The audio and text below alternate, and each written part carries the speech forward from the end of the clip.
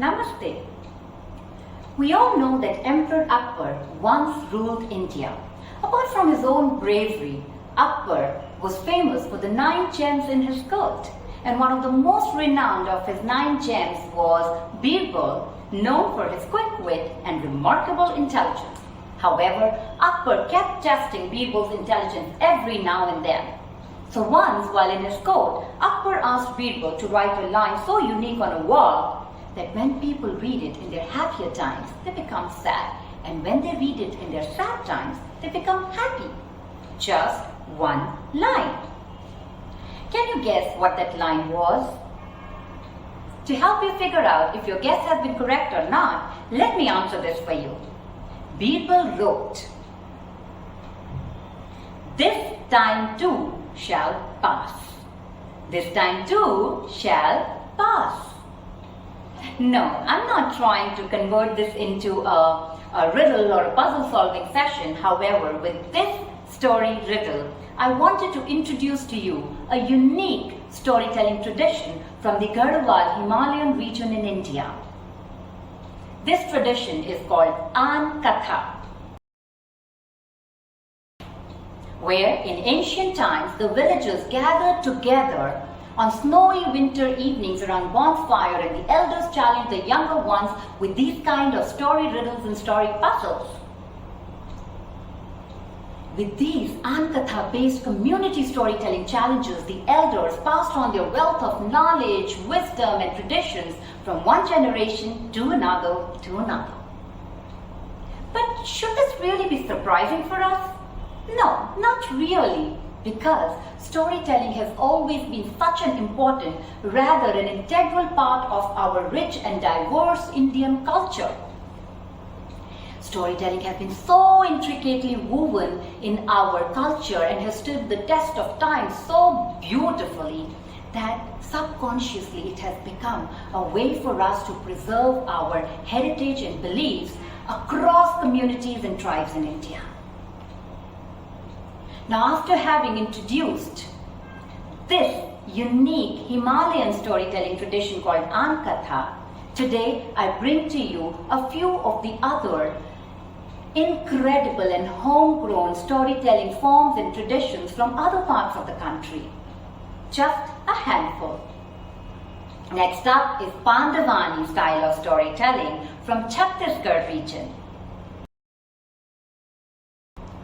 A lyrical folk ballet form that narrates the stories of the Pandavas.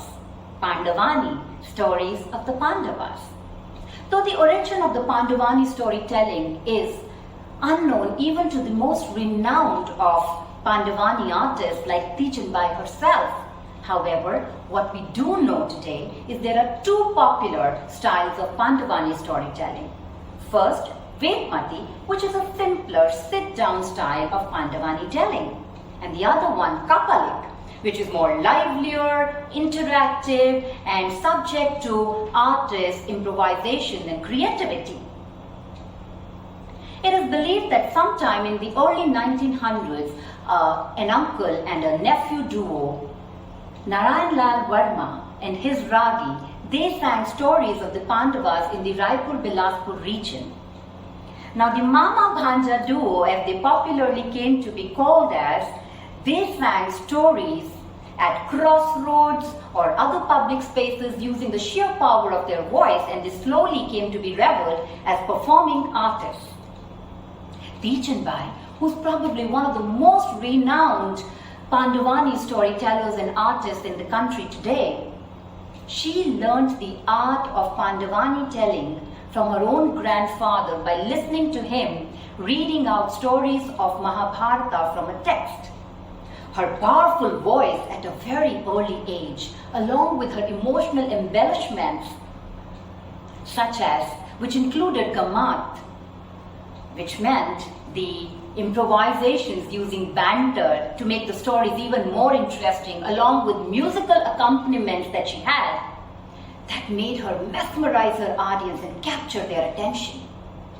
Some of the other notable Pandavani storytellers from the region have been people like Rekha Jal Shatri, Chhadurao Devangan, Meena Sahu, etc. The Pandavani recitations were earlier done purely at the rites of passage occasions like birth and death. However, today, Pandavani storytelling is performed live at events where the audiences come to listen to these stories just for the love of these stories and the Pandavani style of telling.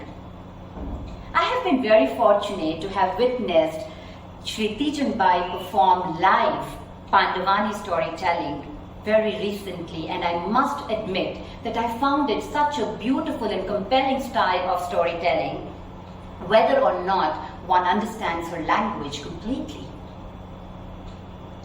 So, after Rankatha and Pandavani storytelling style, let's go to listen about Kawad Katha from Rajasthan. Kawad Katha, also known as shrine in a box or a mobile storytelling device. A three-dimensional storytelling narration style, Kawad Katha is believed to be a 400-year-old tradition which specially focuses on the stories from Indian mythology that includes Ramayana, Mahabharata, Puranas, etc. The community of Kawad makers is called Soothers or Jangis. Kawads are today made primarily in one particular village in the Chittorgarh district in Rajasthan called village Bassi. Kawad Katha combines the skills of carpentry, painting and narration and together. Separately, the one who makes the Kawad box is called the Soother.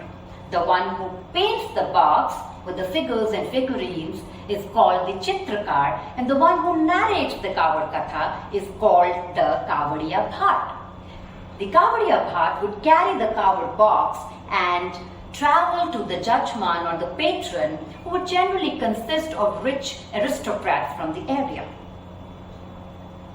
Now, something very unique about the Kawad box is that it is made of intricately woven multiple panels which would reveal the story. As the Kavadiya Bhat carefully unfolded each of the panels and took the story forward, it intensified the listener's interest and curiosity in the story. In a traditional Kawad, the last panel would generally open up to a beautiful image of Lord Ram, his wife Sita, and brother Lakshman.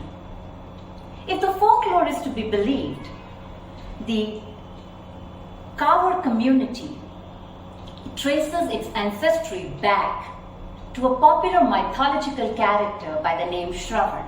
Shravan was a young boy who was carrying his blind parents on his shoulder in a kavadi. On his way to the Lord's shrine, he was accidentally hit by Raja Dashrath's arrow. And now, on his deathbed, Shravan requested Raja Dashrath to fulfill his parents' last wish, which was to bring the shrine to them so that they could worship the Lord. And that is where the concept of Kawad Katha is believed to have been started. However, like most of our storytelling, many of our storytelling traditions and performing arts traditions, Kawad Katha is also performed by just a handful, very few artists in the region. Some of the artists who are trying to keep the Kawad Katha tradition alive from the region are names like Mangilal Mistry and Narayanlal Suthar. Traditionally, from being pure play storytelling device, today Kawad boxes are also used as decor pieces in homes and other spaces.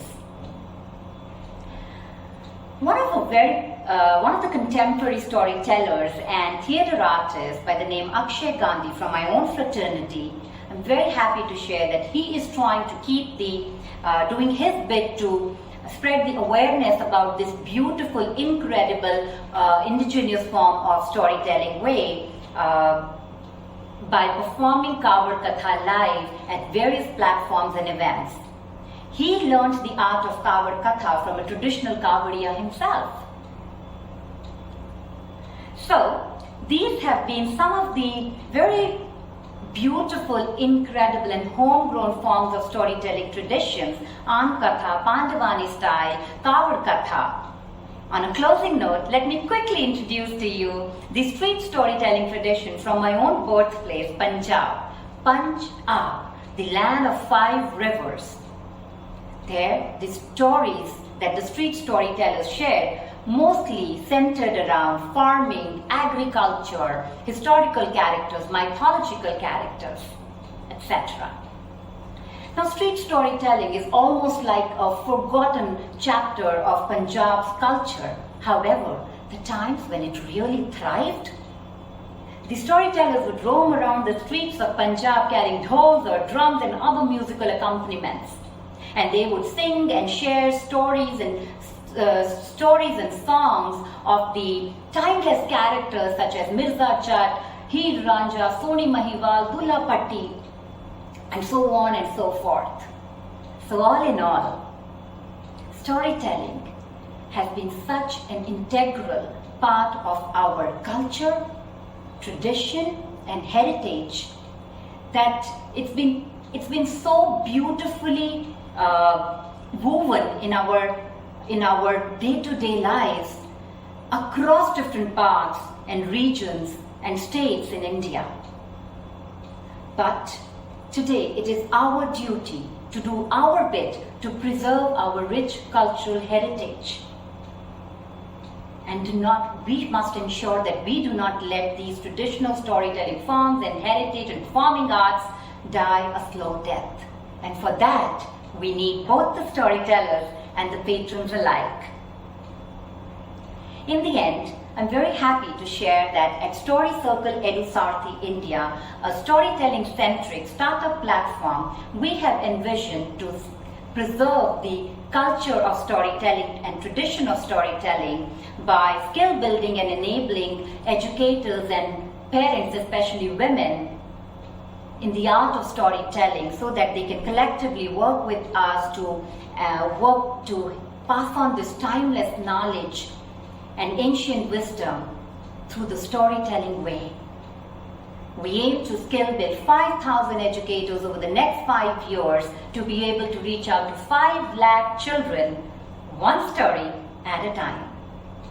एक कहानी तुमको सुनानी, अपनी जुबानी मेरी कहानी तेरी कहानी, हम सब की कहानी, एक कहानी, एक कहानी.